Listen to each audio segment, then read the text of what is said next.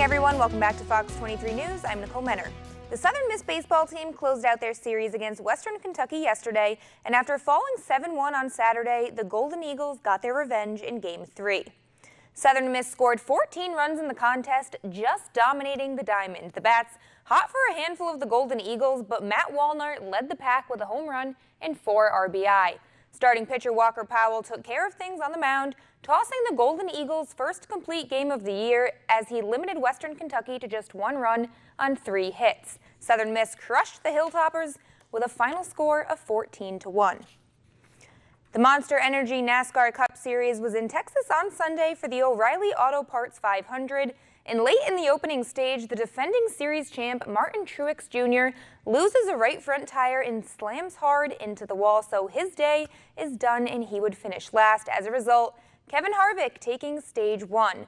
And then more right front tire issues coming midway through stage 2 when Kyle Larson has a meeting with the outside wall in turn 1, so his day would be over as well. And the chaos would just continue to unfold in stage 3 when Denny Hamlin and Eric Almirola made contact, and it would turn into a multi-car pileup that would also collect Brad Keselowski, Jimmy Johnson, and a few others. So the question was, who would survive this messy day on the track? And the answer is that man, the 18 of Kyle Busch, finding the victory lane for the first time this year, locking himself into the postseason with his 5th straight top 3 finish.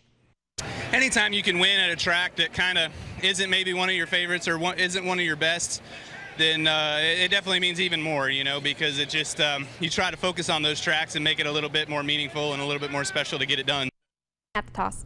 The series is now off to Bristol for next week's Food City 500. The 82nd Masters came to a thrilling end on its final day yesterday, and when things were all said and done, it was Patrick Reed who would go home with the coveted green jacket. Last year's champion Jordan Spieth gave Reed a run for his money in the middle of the final round yesterday.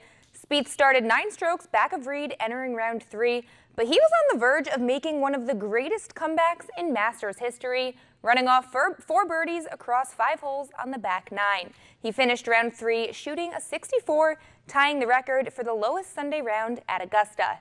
Ricky Fowler also making a late charge toward the top of the leaderboard with a final hole birdie, giving him a 67 for the day and finishing at 14 under, just 1 stroke back of Reed. But in the end, Patrick Reed holding down the green all weekend long, shooting a 71 in the final round and finishing at 15 under, as I just said, 1 shot ahead of Ricky Fowler.